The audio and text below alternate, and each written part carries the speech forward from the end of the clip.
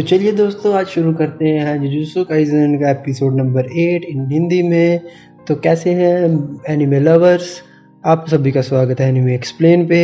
तो चलिए शुरू करते हैं बिना किसी बकचोदी के। तो आज का एपिसोड कुछ इस तरह से शुरू होता है कि फुजिगोरो और नोबारा दोनों एक वेंडिंग मशीन से अपने लिए कोल्ड ड्रिंक लगाती है। नोबारा बोलती है कि ये कोई यहाँ पे कोई और वेंडिंग मशीन नहीं लगा सकते हैं।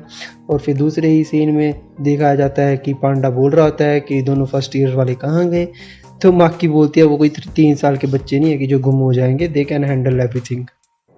तो आगे पांडा बोलता है कि आज क्योटो का जो प्रिंसिपल है वो आने वाला है एक्सचेंज इवेंट के बारे में बात करने के लिए। तो माकी बोलती है तो क्या हो गया। तो पांडा बोलता है बात वो नहीं है, बात ये है कि हमारे ये भी हायर अप्स में आता है जिन्होंने कि इन तीनों फर्स्ट ईयर्स को वहाँ पे स्पेशल ग्रेड के साथ लड़ने के लिए भेजे। तो इस बात के ऊपर बहुत ज़्यादा इनमें आपस में तनाव बढ़ सकता है।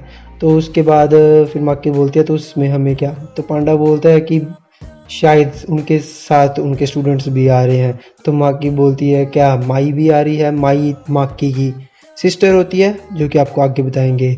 और पांडा बोलता है हाँ शायद वो आ रही है। तो माकी बोलती है कि उनके स्टूडेंट्स को हमको हरास करना मतलब हमें मारना बड़ा अच्छा लगता है। तो इस बात को लेके बाकी सब थोड़ा सा डर जाते हैं। और अगले ही सीन में तो दो और माई दिखाए जाते हैं पहली बार। उसके बाद फिर माई अपनी थोड़ी सी बकवास करती है जिसका इस एपिसोड में कोई लेना देना नहीं है, जो कि बस उसको ऐसे टॉन्ट मार रही होती है। और उसके बाद तो दो बोलता है मैं बस ये देखना चाहता हूँ कि ये बच्चे भी उतने कैपेबल है कि ये ओकात्सु की जगह ले सके। ओकात्सु जैसे कि मैंने आपको बताया कि 4th स्टूडेंट होता है 2nd ईयर में टोक्यो में, जिसके ऊपर मूवी बनी है। तो उसके बाद तो दो आगे बढ़ता है और फुजिगोरो को पूछता है कि what kind of women do you like, मतलब तेरे को किस तरह की लड़कियां पसंद है। तो भाई तो दो अपना थोड़ा सा नोटी सा बंदा है। ये बंदे को सिर्फ उसकी इस बात पे जज करता है कि उसको लड़कियां किस तरह की पसंद है, जिसके ज़्यादा भारी हो या जिसका कुछ भी, मतलब आप समझ ही जाओ यार अब मैं क्या क्या बताऊँ तुम लोगों को। और उसके बाद फुजिगोरो अपना थोड़ा सा अटपटा सा आंसर देता है कि जो सामने लड़की खड़ी है मेरे को वही पसंद है। तो उसके बाद तो दो बोलता है कि मेरे को पता ही था कि तू बोरिंग है। और उसके बाद भाई तो दो उसको मतलब ब्रॉक लेसनर वाला फर्स्ट आर्म देता है गंदे वाला, और फुजिगोरो बाहर जाके गिरता है। और उसके बाद अपना तो बोलता तूने मेरे अरमानों पे पानी फेर दिया अपनी चॉइस बता के, मेरे को पता था कि तू ऐसे ही बंदा होने वाला है। और उसके बाद उन दोनों के बीच में फाइट शुरू हो जाती है। फुजिगोरो अपनी 10 शैडो टेक्निक्स में अपने फ्रोग को बाहर निकालता है। बट भाई अपना ये टोडो है ना जो बंदा, ये खतरनाक है ये भी, इसके बारे में आप आगे भी देखोगे इसकी फाइट्स। तो टोडो एक ही बार में उसको सबको हरा देता और फुजिगोरो को पीछे से पकड़ता और उसको जर्मन सुप्लेक्स देता, जो कि आप वीडियो में भी चेकआउट कर सकते हो। और उसके बाद पंच आफ्टर पंच फुजिगोरो को मिलता है नॉकआउट। और उसके बाद फुजिगोरो अपना फिर गुस्से में आ जाता है और फुजिगोरो जैसे ही उसको इंटेंस किलिंग आइज से देखता है तो दो भी खुश हो जाता है कि अब आएगा मज़ा। इतनी देर में अपना इनुमाकी सेंपाई आ जाता है। इनुमाकी सेंपाई आती है, बोलता है उसको स्टॉप।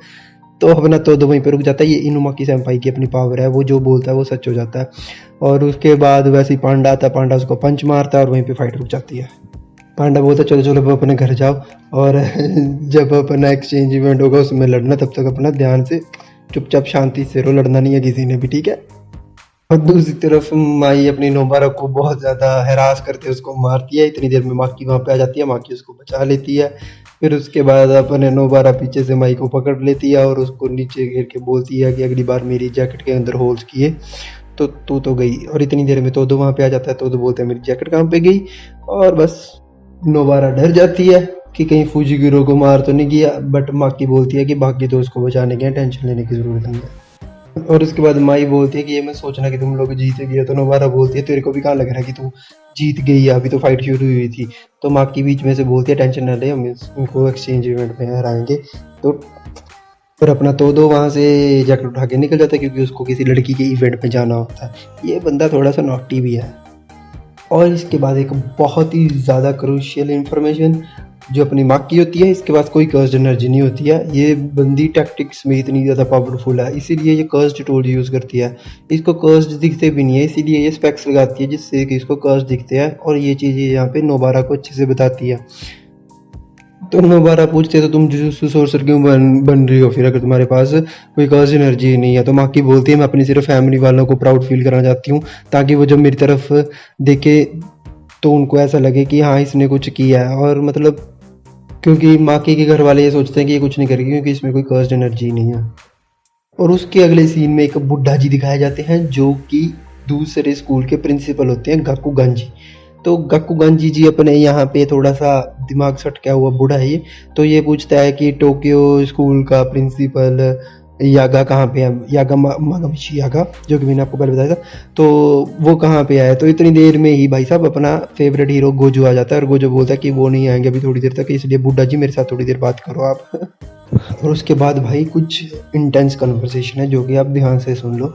गोजो इस बुड्ढा जी को बोलते हैं कि तुमने ही क्या इदातोरी को वहाँ पे भेजा था ना, क्योंकि तुम भी हाई अथॉरिटीज़ में आते हो, तो तुमने ये क्यों किया।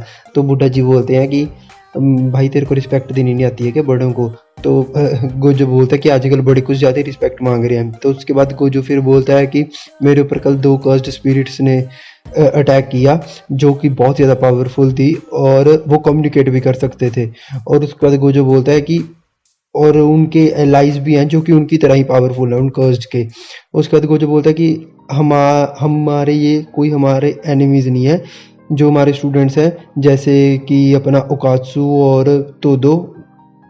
और उसके बाद लास्ट ईयर जो गेटो वाला इंसिडेंट है इसके बारे में अभी हमें कुछ नहीं पता, ये आगे पता लगेगा।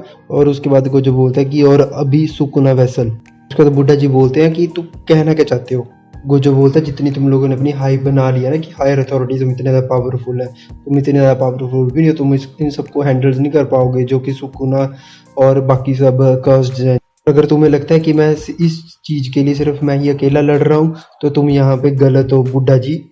उसके बाद बुड्ढा जी बोलते हैं तुम अपनी मर्यादा यहाँ से लांघ रहे हो। और उसके बाद गोजो बोलता है मैं तो डर गया। उसके बाद गोजो बोलता है मेरे को सिर्फ इतना ही बोलना था और मैं चला, बाय बाय। और उसके बाद बुड्ढा जी अपनी मीवा जो कि वो ब्लू हेयर्ड गर्ल होती है उसको बोलता है कि तुम मेरे लिए चाय लेके आओगे। मीवा गोजो की बहुत बड़ी फैन होती है और वो बाहर निकलती भागती है कि शायद मैं उसको कैचअप कर लूँगी और उसे ऑटोग्राफ नहीं पाऊंगी। बाद 1 महीने का टाइम स्किप दिखाते हैं। सितंबर 2018 में कांगावा प्रीफेक्चर कावासाकी सिटी किनेमा सिनेमा। इस सिनेमा के अंदर 3 लड़के हैं जो कि मर जाते हैं। और उसके बाद एक लड़का आता है जो कि माहितो के पीछे आके उसको पूछता है कि जो थिएटर में 3 लड़के मरे हैं क्या तुमने उनको मारा है क्या। उसके बाद माहितो बोलता है तुम मेरे को देख सकते हो क्या। और उसके बाद इतातोरी और एक नया करैक्टर है जिसके बारे में भी हम आपको अगले एपिसोड में भी बताएंगे, क्योंकि क्या इस एपिसोड में उसके बारे में कुछ नहीं बताया है। और वो दोनों थिएटर के अंदर जाते हैं और यहीं पे एपिसोड हमारा खत्म हो जाता है। तो चलिए दोस्तों आज का एपिसोड यहीं पे खत्म होता है। बाय बाय एनिमे लवर्स, अपना ध्यान रखना, stay tune, stay mad, sayonara.